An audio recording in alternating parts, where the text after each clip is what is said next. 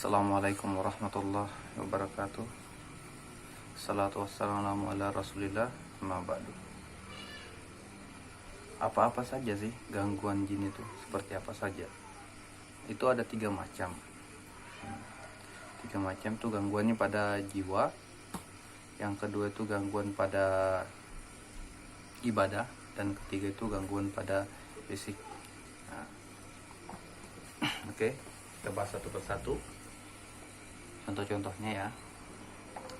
Mungkin ada yang berpikiran, oh dari mana taunya gitu kan. Atau mungkin sok tahu ini. Enggak, saya enggak sok tahu. Saya baca buku. Alhamdulillah saya baca buku. Lalu saya nonton dari beberapa video juga tentunya kan. Dari video-video ruqyah yang saya tonton, dan alhamdulillah sebagian dari pengalaman meruqyah tadi. Jadi itu, saya memang nggak punya guru secara khusus, maksudnya ketemu tatap muka, karena ada yang mengatakan bahwa berguru belajar tanpa guru itu nanti belajarnya sama setan. Mudah-mudahan enggak sih. Intinya niatnya kan ingin bermanfaat untuk orang lain, dan metode yang saya pakai untuk belajar tadi itu tadi dari buku, dari video-video ruqyah yang saya tonton ya. Dan alhamdulillahnya ada beberapa peruqyah yang mau membagi ilmunya kepada saya. Pertama, Andi Baso ya, saya anggap sebagai kakak sendiri. Beliau begitu saya telepon, sesibuk apapun dia akan usahakan singkirkan kesibukannya itu.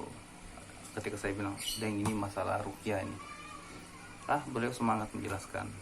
Lalu beliau juga selalu memberi motivasi, dan ketika saya bertanya, "Ini kasusnya apa kira-kira?" Kadang juga beliau, "Oh, ini nggak perlu diruqyah, Dinda. Ini murni medis. Ini nggak perlu diruqyah." Atau kalaupun ada kasus yang harus diruqyah, dia coba menyampaikan bahwa coba pakai ayat ini, seperti itu. Dan berikutnya ya tentu Dokter Indra. Selain saya ngambil manfaat dari video-videonya, saya juga bisa berkomunikasi lewat WA. Dan kedua orang ini, Andi Baso dan juga Dokter Indra, saya tidak pernah bertemu secara langsung. Kalau Andi Baso saya pernah sering video call, tapi kalau Dokter Indra hanya komunikasi lewat WhatsApp aja. Dan alhamdulillah selalu beliau luangkan waktu untuk membalas pesan-pesan saya, dan saya tahu banyak sekali orang yang mengirim pesan sama beliau, entah itu bertanya mengenai kasus yang dialami, misalnya penyakit yang dialami, ataupun seperti saya ini meminta nasihat, meminta semacam ini kasus ini bagaimana, ini apa yang harus saya lakukan gitu. Ya alhamdulillah mereka selalu memberikan banyak hal sih, selain motivasi tadi, memberikan cara-cara ya seperti ini dan seperti itu. Dan beliau-beliau tadi tidak ada satupun yang mau saya anggap guru. Saya selalu menganggap mereka tuh guru-guru saya secara sepihak sih, tapi beliau menganggap saya bukan guru. Dan semuanya tidak mau dipanggil ustadz. Memang seperti itu, karena gelar ustadz itu mahal. Seorang yang boleh bergelar ustadz betul-betul seorang yang mempelajari ilmu agama, minimal dia paling tidak dia hafal 30 juz Al-Quran tadi, mengenal hadis-hadis sahih dan mengamalkannya semampu dia. Ya seperti itulah yang boleh dikatakan ustadz. Saya jauh, saya cuma sekedar tukang servis HP aja ini, itu pun amatiran, belajarnya pun dari YouTube juga ya. Lalu sekarang menambah kegiatan dengan menjadi praktisi ruqyah ini, alhamdulillah untuk tabungan amal saya di sisi Allah. Semoga Allah membalas apa yang saya kerjakan, dan apa yang orang-orang tadi ajarkan ke saya itu mendapatkan balasan dari sisi Allah. Semoga beliau-beliau tadi diberkahi umurnya, dimudahkan urusannya, dan diberi kesehatan agar tetap bisa memberi manfaat kepada orang lain. Oke, itu aja mungkin ya pembukaannya. Intinya ruqyah ini tidak serta merta ya, tidak tiba-tiba bisa ngeruqyah orang, tidak tiba-tiba bisa ya, intinya tidak, semuanya ada prosesnya. Alhamdulillah sudah 3 tahun lebih saya mendalami ini, dan mungkin sudah waktunya untuk diamalkan mungkin. Dan alhamdulillah Allah izinkan untuk menjadi manfaat untuk orang lain melalui ini.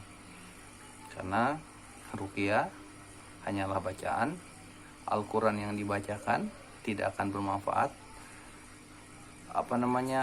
Teknik-teknik yang dimiliki peruqyah tidak akan bermanfaat tanpa izin daripada Allah.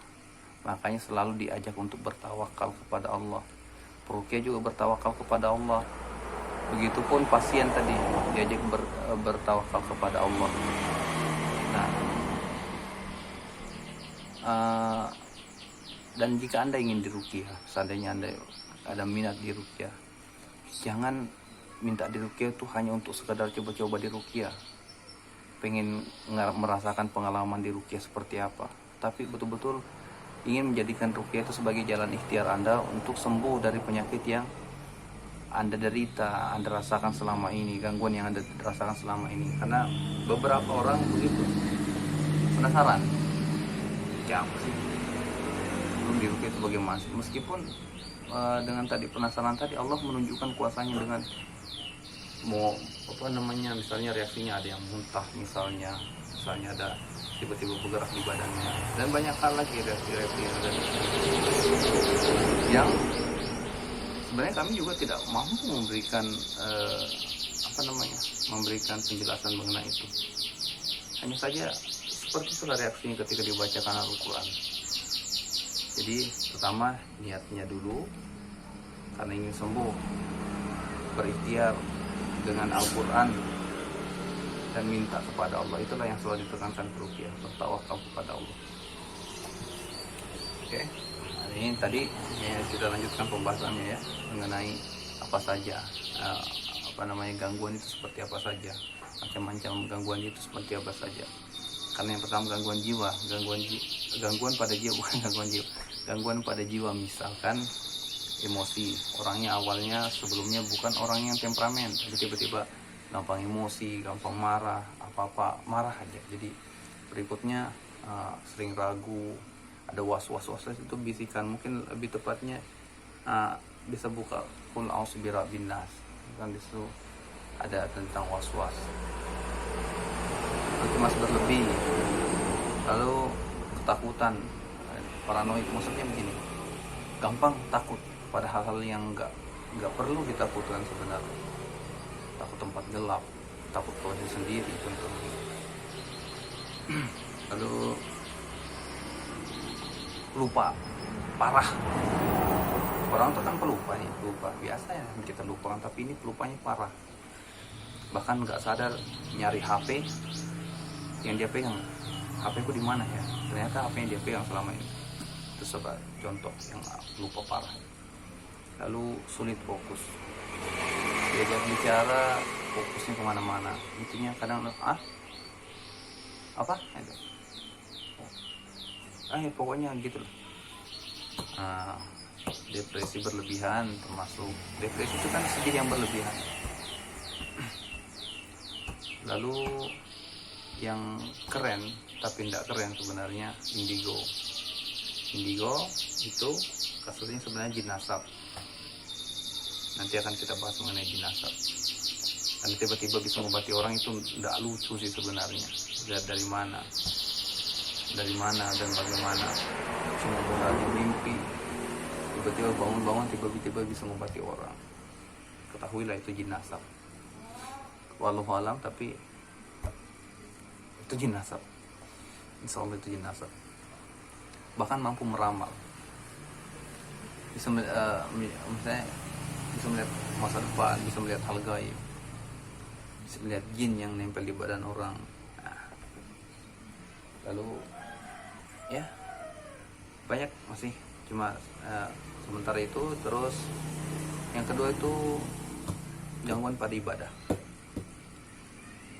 tidak khusyuk, sulit usuknya pokoknya. Begitu sholat langsung pikiran kemana-mana. Makanya kita ketika sholat di apa namanya, salah satu sifat sholat Nabi itu melihat ke arah tempat sujud, ya kan. Sudah duhur, sudah azan duhur ini, saya akan coba percepat. Lupa rakaat sholat masuk ya, rakaat sholat dia bingung nih, apakah saya harus tahiyatul awal atau saya harus berdiri ke rakaat ketiga. Lalu sering menguap di saat sholat misalnya, atau sering menguap di saat membaca Al-Quran. Dan setiap dia mengerjakan ibadah, dia akan menguap. Lalu sesak napas saat baca Al-Quran, termasuk juga ngantuk pada saat baca Al-Quran. Makanya banyak itu orang yang ketika sulit tidur, diambil Al-Quran, baca Al-Quran, 5 menit kemudian tidur. Karena jin tidak mau Anda beribadah, dia akan mengganggu semaksimal mungkin gitu. Nah, yang ketiga itu gangguan pada fisik. Nah, contohnya sakit kepala yang bilangnya dokter ini sakit kepala biasa, artinya sakit yang tidak dideteksi medis. Nah, termasuk juga sering mengalami kejadian-kejadian aneh. Terus gangguan saat tidur, sering ketindihan, mimpi buruk, tiba-tiba terbangun pas lagi tidur karena di mimpinya jatuh dari tempat tinggi. Lalu sulit sakratul maut, ya, itu termasuk pengalaman pribadi juga. Bahkan saya menganggap, oh jangan-jangan karena kemarin habis diruqyah meninggal. Sebenarnya berpikir begitu, tapi ternyata Allah memudahkan sakratul maut seseorang dengan tadi dibacakan Al-Quran tadi. Apalagi ya, intinya, termasuk ini istri yang membangkang pada suami. Selama yang dia disuruh itu tidak bertentangan dengan agama, tidak bertentangan dengan syariat Allah, wajib istri patuh. Dan seorang anak yang membangkang kepada orang tuanya itu termasuk dari gangguan jin tadi. Dan masih banyak lagi sebenarnya ya, sebanyak lagi yang model-model seperti itu. Tapi kurang lebih seperti itu.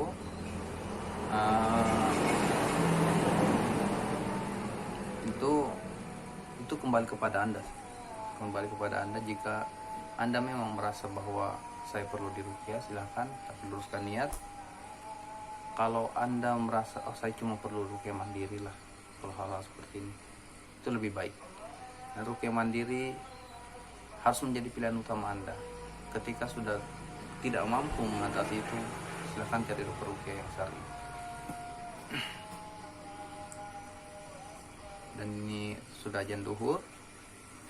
Mungkin sekian aja, mungkin singkat saja itu macam-macam gangguan tadi. Dan sebenarnya masih banyak lagi macam-macam gangguan, itu masih banyak lagi, banyak. Nah, mungkin sekian. Sallallahu alaihi wasallam Muhammad wa ali Muhammad. Subhana rabbika rabbil izzati amma yasifun. Alhamdulillahirabbil alamin. Wassalamualaikum warahmatullahi wabarakatuh. Sampai jumpa di pembahasan yang lain pada video berikutnya.